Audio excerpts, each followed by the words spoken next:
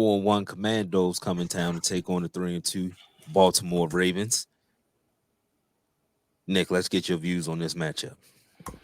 Well, for the first time in a lot of years, Ravens Commanders or Ravens, Redskins, so to speak, it's never been a marquee type of matchup during the regular season.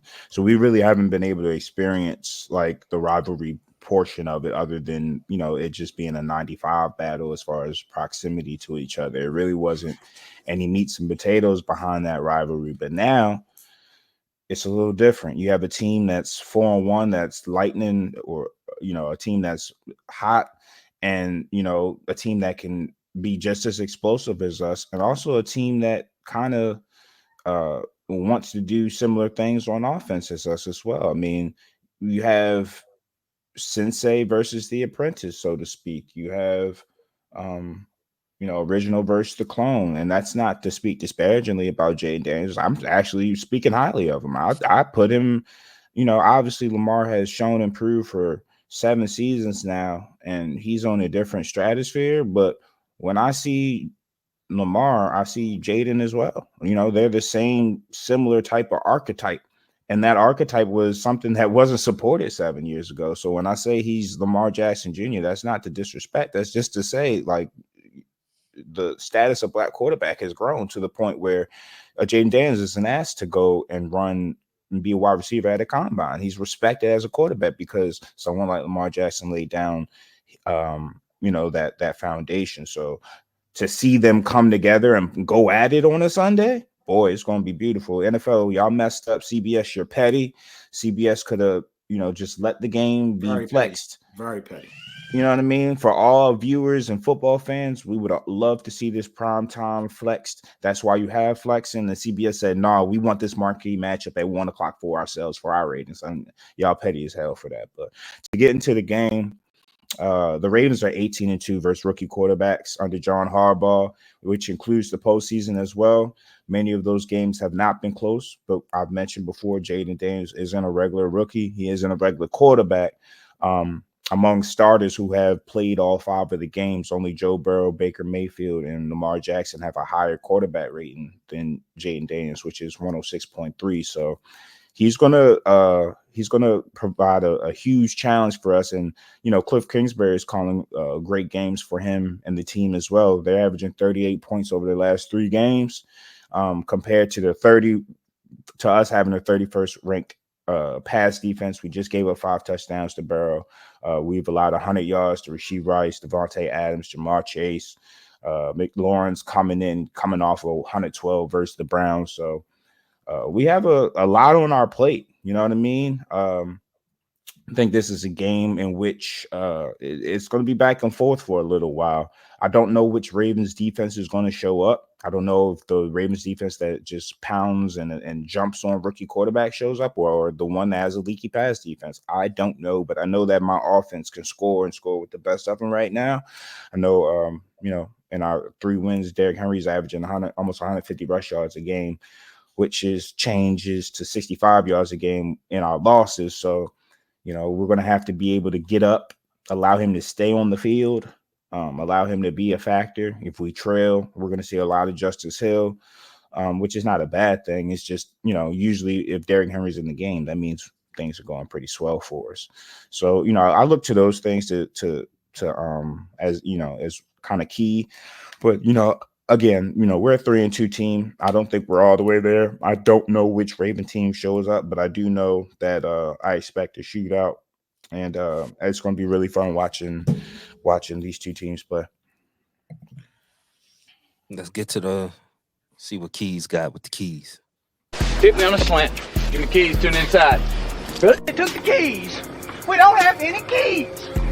Now give me the keys. Yeah, I agree with everything Nick said. Big matchup. Like you said, Redskins / Commanders. First time that we are excited, or that fans are excited that we playing them. Usually it's a dud. Honestly, looking at the schedule before the season, the way we scheduled it, we thought it was a dud. We was not really thinking that this was going to be a big game at all. I mean, it's a big game. It's definitely a big game. They come in here 4-1. Offensively, I mean, looking at the tape, looking at the film, what I've looked at, they look like the best offense in the league. They can literally do everything. Now this weekend they might be a little. Brian Robinson Jr. didn't practice. He's questionable, but he didn't practice Tuesday, Wednesday, Thursday, or Friday. He didn't practice all week. So he's questionable. We'll see if he needs to practice to play. I doubt it at this point. So we'll more than likely we'll see him. You can get into the Lamar Jayden matchup, and they come out and say, you know, I don't want to get paid. I'm my own quarterback, whatever. We understand it, we get it. But at the end of the day, when you see Jayden Daniels play, you're going to think of Lamar. Like that's just what it is. I mean, it's no way around that. You can honestly take away the color of the skin. This is the way they play football. They literally played the same exact way. Like, you know, they both can, you know, kill you from the pocket. And if you decide to put blitz or you decide to put in the box, they can get out the pocket and kill you with their legs. So it should be a good game. Ravens brought in Dan Pease. So we'll see. You know, we'll see if they or say he's going to have a game day assignment. So we'll see if he's going to come in and help the secondary because they need help. I like that, or acknowledging that he need help, that he's not scared to go and get the help because he can't do right now. He's not advanced enough, or I don't think. I mean, I guess he's not experienced enough doing it on his own. He can't. You can see some of the calls, some of the positioning he's having the players, and it's just bad. And granted, the players they got to go out and they got to tackle better, and they got to do something better. But the scheme is just not working right now. It's too many big plays. Not against only, you know, Cincinnati, but other teams. Too many big plays, way too many big plays, especially for a defense that we used to, you know, we're not used to this. Well, before Matt we were, but not, you know, last year, a couple years, we weren't used to this really. So I mean, even dating back last year, you think about the Seattle game, you think about the Lion game, you think about the 49 game. The Ravens played, and Lamar, they played really well against the NFC. But he's 21-1 against NFC. You can take that back to the Rams game a couple years ago, that Monday Night Football game. He plays well. I don't really expect this to be different. I expect Washington to be able to score some points. But I mean, I think the spread is 7. I think the Ravens cover that. I don't think it's going to be as close as people think it is now. Like I said, they're going to put up numbers. They're going to be there. But I just think that once you get the NFC, you don't see him. You don't see Lamar. You can't really prepare for him, just like the teams before you weren't ready to prepare for him. So I expect the Ravens to go ahead and play well. I expect them to fix a little bit of them holes. Like I said, it's not going to be fixed all the way this week, but I expect them to fix some holes in that secondary, man. Like they can't keep playing like this. And I think the Dan Pease hiring as a senior defense assistant is really going to help them. It's a veteran voice in that locker room. We had defense success under Dan Pease. It's still somewhat sort of a system that he implemented, a system that he ran or played under Dan Pease. So I think there's nothing but positive in that aspect. Now, if it come on look worse, then I don't know where the hell they turn from here. It's literally nothing you can really do. It ain't too much further down. It's only up. It ain't too much further. It gets worse. At this point, I mean, if it get worse than this, you're gonna have to talk about taking his play calling duties away. Like, because you can't have this type of offense, you know, that's averaging this many points, and it can beat you on the ground, can beat you on the air, can beat you any type of way you need to be beat. And then your defense is giving up 38 points and almost lead you games, or your defense is letting Devontae Adams go crazy on you. And that just comes to scheme. Put your players in better position. I don't want to see Brandon Stevens covering Devontae Adams one-on-one or cutting Jamal Chase. That's not what I want to see. That's not what I need to see in the fourth quarter. Put pride out the window. I need to see safety help over the top every single time at this point. Is Mark Williams not doing nothing else? He's not playing the line, so make him double team somebody. Maybe he's literally not doing nothing else. So put him over the top. I think Kyle Hamilton he plays better near the line. I think the Ravens defense is better when he's near the line. Stopping the running back, getting sacks, blowing up play, being effective. That's where he affects the game most near the line. And I think we came to understand it for a couple of years now.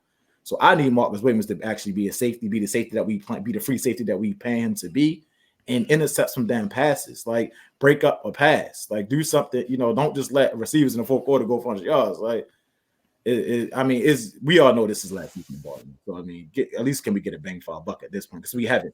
He has not lived up to that contract over these couple of years. Injury got something to do with it, but at the same time, I think the Commanders. You still are the better team. The schedule on you after this, you got to go to Tampa Bay, then you got Cleveland. Like, the schedule not getting easier. So this one of them games where you wanna they coming into your building, they 4-1. They kind of the talk. Jayden Daniels getting a lot of MVP talk, offensive rookie of the year talk, and it's well deserved. But beat on him, do what you got to do. Going in with a win. I guess my main thing is them outside linebackers, man. You got to be able to contain him. You cannot let him break contain. You cannot let him get out the pocket and run for 67 yards. It's gonna be a long day. Only thing we got going in our favor is we see it every day in practice. Yeah, and yeah, same thing for them though. They see it, so it's like nah. But yeah, my man is outside linebacker. Owe, Van Noy, Yannick, Van Noy. Y'all got it. I'm not even worried about the sacks this week. I'm not worried about the pressure and getting. I'm worried about you got to set the edge. My main goal is setting that edge and not letting him get outside of that pocket. Because we didn't seen for 5 weeks when Jayden Daniels get out of the pocket, he's different. He's different. It's like Lamar. When he get out of the pocket, it's different, and it's really no slowing him down once he get outside of that pocket because he's going to be faster than any linebacker. He can probably outmaneuver any safety. So yeah, I think that's my main key. Keep things going on offense. Keep shaking it up or whatever. Keep running the ball. Keep staying ahead of the sticks. But my main thing is you got to be able to set the edge. You got to be able to set the edge on job ball. Set the edge. Don't worry about getting to him this week. Set the edge. Play the run and play off of that. And then you can maybe build some pressures off of that. But you got to keep him in the pocket. You got to be able to contain him in the pocket. But yeah, I think the Ravens should be able to take care of business this game. They still are the better team. And we ain't talk about the Commanders defense is terrible. So you should be able to do whatever you want to do against that defense. They really are a bad defense. So like I said, in many ways, you're similar, dynamic quarterback, great offense and bad defense. But I think the Ravens are still a better team, and I think they should take care of business. Keith, how you see this going down? Yeah, I mean, I tend to agree with what Nick and Keys both said. I mean, you got two of the top scoring offenses in the league, 1 and 2 points per game, Commanders and us. I'm still looking at the offense and the evolution. We saw them last week just go and get points whenever they wanted to get it. Continue to watch the evolution of Lamar and Derrick Henry and sort of that relationship that they have. Henry leads the league right now with 572 yards, averaging 6.6 yards a clip. And so Lamar and Derrick have combined for 935 rushing yards, which is 300 yards more than the next closest duo in the league. So they're dominating the game and on the ground, while Lamar's also being efficient in the air as well. You talk about Jayden Daniels tomorrow. He looks like a mini Lamar. I mean, he's coming in, taking the league by storm, sort of how Lamar did when he came in his rookie year and took over for Joe. But I think it's just another opportunity for us to continue to dominate, especially on the ground. I don't think they'll be able to stop the run, no matter what they do. So do what we do best. It doesn't necessarily have to be a Lamar versus Jayden game. The most important thing is we go out and get this dub. But just a chance to go 4-2 tomorrow. That's really what I'm looking forward to. I talked about Lamar's passing. He has a 107.3 passer rating on the season, which is better than his 102.7 last year. So when we talked about last show, he's on his MVP trajectory. The numbers prove it. They're there for him. So just a chance tomorrow to get right. I mean, I know it's week 6. A lot of Commander fans excited. They're looking at it like it's a playoff game. Really every game from us here on out is essential, especially the way the North is looking. So we got to treat it as such and go in and take care of business. But I really think it's a game that we the better team, and I think that'll show tomorrow when we go out and play. I'm not really too worried about the Commanders right now. Okay, all right. So Nick, specific matchup that you're looking for, specific player that you're looking to see production from come Sunday. I really think this game is just going to come down to Lamar Jackson. See, me, I'm a little less bullish on the Ravens, only because these last 3 games have been nice, but there's been a lot of flaws exposed in those 3 wins, and they weren't clean wins at all. So I don't want to take a 4-1 team lightly at all, especially when this is a Suedo home game. I mean, people are going to travel up to MNT from DC, and you see the ticket prices. It's going to be a playoff like prices, so it's going to be a playoff like environment.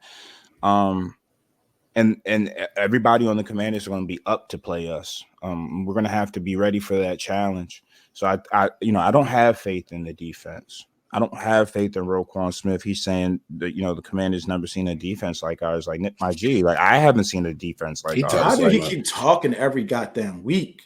He's pissing me off. You're right. That's all he does is talk. And don't get me wrong, he's a great player. But when Ray, again, I always go back to Ray Lewis. When Ray Lewis talked, he talked, outside of the field, but the main talking he did was on the field. That's why what he said off the field mattered, because you knew he was going to lay down the boom when he came to see you. That's not Roquan.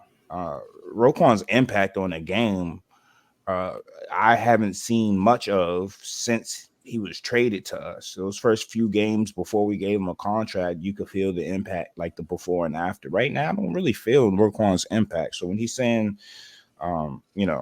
they haven't seen a defense like ours, I don't put my trust in that side of the ball. I put my trust in 8, because that's the only person that's been consistent through 5 games. This team has not been consistent. Coaching has not been consistent. Special teams has not been consistent. Defense has not been consistent. Offensive line has not been consistent. The only things that I can trust is Lamar and Derrick Henry, more so Lamar. So I'm gonna need him to show up. I think this battle is a toss-up, though, Sco. I mean, it could go either way. Similarly matched teams, both teams can't stop a nosebleed. We have more talent, but what is talent if it don't produce? So I got us winning, but I think my main matchup is Lamar just going to have to keep doing him, willing us to wins, not allowing things to get too crazy when the pendulum of momentum is shifting. I think he's done a great job of getting the momentum back into a place that's advantageous for us. He doesn't let things get off the rails, and we've seen how things in the past can get off the rails quickly with our team. When people hit at us, he hits right back. And that's one thing I like about this year's Lamar. It's just that confidence, like, all right, they scored 7. They scored 7 in 30 seconds too. God damn, we can go get 7 again as well. I respect that. And that's what I'm expecting Sunday. Keys. Yeah, I talked about it a little bit. Just like, I don't have confidence in defense at all. Like, I have negative confidence if we got to put a number on it. I don't. Like I said, we've all seen them in person this year, and they are really that bad. It's not good. And like I said, the only strength for the team is the D line, and they've been playing well. Like, they've been stopping the run, and they have been pressuring the quarterback. Once you get to the linebacker in the secondary, probably the 2 first units in the league. Besides, we might talk about the Panthers and the Commanders and some of them other units, their linebacker secondary unit, but you can't, in the Bengals, of course, but you can't tell me, if you look at the film, that you're not, that the Ravens secondary and the Ravens linebacking group is they, as far as being bad, they second to none, really, in my eyes. Because because the expectations are so high and they playing so bad, they look bad, they look terrible. But like I said, I touched on it when I went over my keys. Just also contain them. You have to be able to contain them. We don't know, like I said, we don't know if Brian if he's going to play or not. But Jayden Daniels, contain him. Outside linebackers, I'm looking at Yannick, who played very well last week. I'm looking at Ojabo. I'm looking at Owe. I'm looking at Van Noy. Harrison is out, which as a Ravens fan is a great thing. And we want your Groban to get better. We want you to be healthy. But as a Ravens fan, I mean, you'll say get well soon, but not y'all said addition by subtraction. I was it's politics. I mean, okay, a growing injury just popped up on the injury report because y'all didn't want to bench him. I get it. I understand how sports work. Is he really hurt, or is he? Or y'all need to understand, like, okay, we need to see something else, and y'all want hurt his confidence. So let's get this magic growing injury in here so we can bench him this week. Because he hasn't been good all year. Not even talking about this game. He hasn't been good all year. Even last year, he showed flashes. But if that was who your starting linebacker was going to be to replace Queen, then you should have just signed Queen at this point. I wouldn't have been mad at that. Right. I mean, we would have been mad at you because Queen played good with us next to Roquan. Yeah. Next to Roquan, he's an all-pro next to Roquan. So you feel me? So we'd have been good. Roquan's an all-pro next to him. Yeah, exactly. Yeah. So they feed off each other. They like peanut butter and jelly at this point, right? At this point, we could have signed Queen for the money. We could, because we need him. We need him in this system. Now, if he was by himself, get rid of him. But in this system, with Roquan, we need him bad. And I think that's what his defense is missing. A good outside linebacker that can play the run, get to the passer, and play coverage. We missing that. We missing it really bad. And not to say Queen can do those things very well, but when like I said, when next to Roquan, he looked like he can do them very well. But that's the outside linebacker play. I'm looking at it. It was bad last week. It's been bad all season, and now you got a dual threat quarterback coming here that if you don't keep contained, it's gonna be a long day. And he's a magician with broken plays. He's shown through 5 games that in broken plays that he's a different type of athlete. So again, is this defense something that can contain him as far as when the play starts to break down and he starts to improvise? Are we disciplined enough to and again, you know, we see Lamar Jackson in practice every day. So if anybody's equipped to, as far as reps and experience, it's us. My thing is this season, we haven't done a great job with broken plays. If anything, our play has created broken plays, i.e. that Jamar Chase, what was it, a screen or a slant where he just got yacked for he got yacked for the entire play. That was nothing but broken plays by our defense. You know what I mean? So we created the breakdown. We cannot do that this week. You know, if we don't need to make anything harder on ourselves. So that's something to keep in mind too. Keith, what you got your eye on? I'm looking at both teams' run defenses. You know, Baltimore, we got one of the tougher run defenses in the league, allowing 60.4 yards per game. We've only allowed 3 runs over 10 yards. While the Commanders, on the other hand, have given up 24 plays over 10 yards in the rushing game. So I talked about it in my run-up, but just chunk plays in the run game, Derrick Henry, Lamar Jackson, do what works. And so if they weaken in the run game in the box, run the ball right at them. So I think we should be able to go on Lamar on average 5 yards a clip every time we rush, at least minimum. Will our defense allow us to run the ball? If Jayden gets up 10-0, that becomes another question. Yeah, we gotta play complimentary too. That defense has to start giving us something because Derrick Henry is a huge weapon. It's just can't use him. You play into teams' hands when you're sitting there giving up flash flood amount of points. We saw it Sunday. I mean, when we was down 10, who was in the game? It was Justice Hill. It wasn't Derrick Henry in the beginning of the fourth quarter. And to your point, as soon as we got the game manageable again, Derrick Henry rips off this huge run, and we can use him as the weapon he is. So we need our defense to give us something, bro. Yeah, I'm interested to see Cliff versus Zach Orr. I am. I am only go choosing violence on Saturday morning. Nah, I'm interested. It's a valid point. I also want to see if Jayden gets down 10. They've been considerably playing with control all year. Like especially the last couple weeks, they've just been smashing teams. I've seen Lamar have to play from down 10, go score for score. I want to see, and I think he has it. I think he has that gene in him. It would be great to see it versus Lamar. It would be great to see. So I'm looking at those two things. If y'all can get ahead, how does Cliff and Jayden in concert respond to that? Because your defense can be had, especially in the air. So I'm interested to see that. Yeah, I'm looking at it. I'm looking at his scores now. It hasn't been a game they won, which they were down considerably. Even the Bengals game, which was close, it was a shootout. Mm-hmm. They were up for most of the game. So yeah, I'm interested to see if y'all do get up that pressure. And he's played in big games before, but it's different when you're across from somebody like Lamar. Like just that, I know they try to downplay it, but we know because Lamar has it happen with Pat. That matchup gets in your head regardless if you acknowledge it or not. Because this is a big win. If they come in here and beat y'all, granted, they are 4-1 and y'all are 3-2. It's the brand of the Ravens and the brand of the Commandos not meaning really shit since Jayden that could propel them if they come in, especially when handily. 5-1 in the NFC East is a really good look for them. Oh yes, especially the way it panned out with Dallas and everything. Yeah. I was looking at the spread, 6.5. Baltimore's favorite. 58% of the bets are on Washington's plus 6.5. Do y'all think that spread is a little too high? Do you think it's just right? What's your thoughts?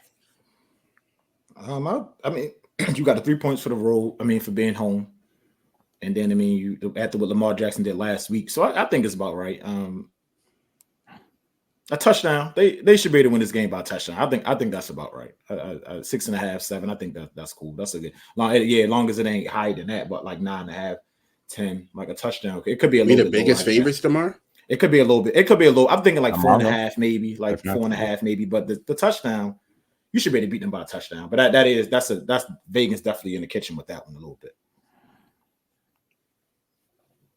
I think they want you to take that command at 6.5. It's a track. And then be pummeling. I hope so. Yeah. I hope so too. I ain't trying to come in here. And Commander fans already talking cash on X. I mean, as they should. I mean, they won before. They know what it feel like to win. They try now. They feel in the last couple of years they have had good teams with Audrey and Kirk Cousins. They over the last 10 or so years, they just fall on hard times with the coaching regime and Dan Snyder. Now they got a new owner, they got a new quarterback, they got a new coach, and the culture is changing. They probably got an HR now. Can I make a point though? Can I make a point? Yeah, go ahead. This team isn't too much different than the team last year, especially on offense. What's the biggest difference? You got scheme, of course, with Cliff Kingsbury, but he was brought in for a particular reason. Who was that reason? Jayden Daniels. So when I hear people say, these quarterbacks are drafted high, but teams don't do this and teams don't do that for the quarterbacks. Do y'all understand that when you draft a quarterback top 5, top 10, they are supposed to change your franchise? Their impact is supposed to be on the franchise. It's not the other way around. If I have a top 5, 10 pick, I suck, clearly. Yep. I'm drafting you to stop me from sucking. We see this with the greats. We don't see it with the mids. The greats will uplift their franchise easily, quickly. They got Commanders fans talking crazy right now. Why? Because they believe in their quarterback. Why do they believe in him? Because he's nice as shit. So you know what I mean. This is why there's a clear difference. As far as franchise quarterbacks, he's the quintessential example of somebody that can turn around a franchise like that. They ain't make but so many. I mean, Dan Snyder still owns the team. They ain't make but so many changes. But what they did do is not F up that quarterback selection, and they hit it right on the nose. Yeah, it's 2 years in a row you're seeing that impact too. Like when you select the right one, when you play the lottery and you win money. When you don't, you lose your money. It's kind of it's easy. I know. Sometimes it's better to be picking second. That's what I'm learning over the last couple of years. That's a hard choice being number one at this point in time. Except for next year, I think if you pick number one, you get Shador. You should be okay. I think you should be okay with that pick because he's a football. He's like born in football. It's like you don't have to tell him to watch film or to watch for this, watch for that. He's seen everything because he's grown up in it. But in years past, if you got the top 2 picks or even top 5 picks, it's been real hard trying to narrow it down and get it right. And I think that's on the organizations too. Sometimes they think too much. I don't know how you could select a Josh Rosen over Lamar, but people have done it. Next year quarterback class is crazy. It's gonna be crazy because it's gonna be a conversation between Cam Ward and Shador. I think it should have been. Who y'all got? Jackson Dart. If it's your franchise, you got top pick. That's a tough pick. I mean, I think I'm with. I mean, I honestly think as far as like throwing the ball and instincts, I think Cam Ward is probably a little bit better. That's why I was going. I think when you talk about you made a great point, pedigree, being around it and seeing it, that means a lot. That means a lot. So I probably would take Shador based off of that because I mean, as far as mechanics, he's not far behind Cam Ward. Like if Cam Ward is one, he's 1A. I just think that boost of being Deion's son and being around football his whole life, and being in it is going to give him that boost. But I think Cam Ward, as far as throwing the ball and his instincts on the field, is better than Shador's. Yeah, I mean, you can't forget the Giants may be up there too. They didn't talk about Dayball's infatuation with Jalen Milroe. He's a dog too who can throw the ball. He can get outside the pocket. Your definition of what a dual threat looks like in the NFL. So I think Milroe can play his way into that conversation as well. Do you trust Alabama quarterbacks? That's a knock. I mean, sure. what would be going on? Hurts and Tua. My thing about Alabama quarterbacks is Mac Jones. I think. Go ahead. I'm about to say I think we about to probably make the same point. But I think my thing about Alabama quarterbacks is all right, they put up the numbers, but they were never that good. They had when you throw into the likes of fucking Deontay Smith and Jerry, all them in college, like of course you be good. Julio Jones. I don't think that quarterbacks. I think they put up numbers because they could just sit back there and throw the ball and their defense getting them short fields. I don't think as far as mechanically wise. I think it's a lot more. And they also college at Alabama. They've also at Alabama had NFL offensive coordinators. Yeah. I mean, you think about it like to the they scheming them wide open. Yeah, they scheming them wide open. Just to them and they open. But I think this year will be a bigger conversation between 1 and 2 than years past. Even though I think Bryce should have been a bigger conversation. Look at the names you guys named, and just imagine 20 years ago when we're talking about quarterbacks, right? Every single one. Yeah, once they let us in the door, man, we here now. Like you're talking about your first 3 quarterbacks. I mean, we the majority of starting quarterbacks in the league right now, I believe. Good ones, at least. It's all fun and games. And I'm saying I feel like it's always been black quarterbacks, but now they're nice. Like you feel me? Like we've had the Tyrod Taylors and we've had the the Brissett, the Jacoby's or whatever, even though he's still playing. But now we talking about Lamar, and we talk about Jordan Love, and we talking about CJ Stroud, and we talk about Jayden Daniels. Like these are top echelon quarterbacks now. Yeah. I'm pretty sure I missed somebody. I want to give Cam his flowers because he was one of the first quarterbacks that actually was throwing for a lot of yards and doing it on the ground. So his arm was respected as much as his running ability. But I'm going to give credit to Lamar of being the most impactful dual threat because Cam was kind of more traditional with like running between the tackles and using his power and physicality and force, which which was a dangerous style of football. But that's for dual threats, that's what we have been used to. Obviously, you have Mike Vick, and he's on the Mount Rushmore of impact and influence as well. But as far as Lamar is concerned,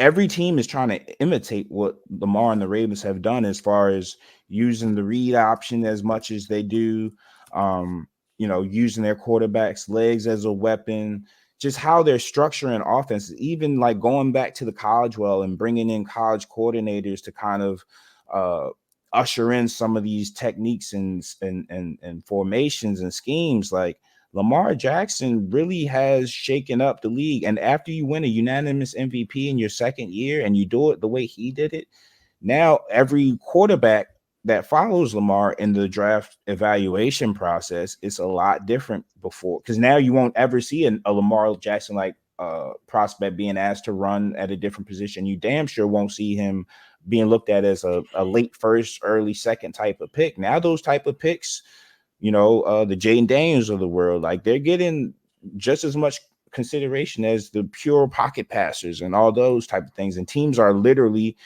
Commanders brought in Cliff Kingsbury and installed a college offense for Jayden Daniels' success. You didn't used to see that before. It was like, can you adjust to our system? And sometimes those players weren't, maybe they had the talent, but maybe they weren't put in the best positions because teams were trying to make them fit into the NFL box as opposed to the NFL trying to fit into their box and try to extract, what they could extract out of the players. So, I say that to say, man, Lamar Jackson's impact, you see it, bro. Yeah, and I mentioned the stat just not that long ago, but 15 black quarterbacks started week 1 this year, which surpassed the previous record from last year, which was 14. So the numbers are just going up. So is this a 1, 2, 3? I think I'm gonna go with y'all this week.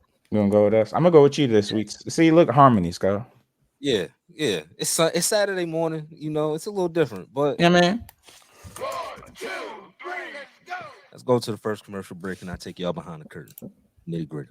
When I want some sports news, Nitty Gritty is definitely who I'm tuning into, man. They show up each week with that uncut, that raw, that unfiltered sports news. They say the things that everyone else wishes that they can say, but they can't. Every Tuesday and Saturday, I am locked into my favorite sports show, Nitty Gritty. Nitty Gritty, the best show out right now. Tune in and listen, stupid.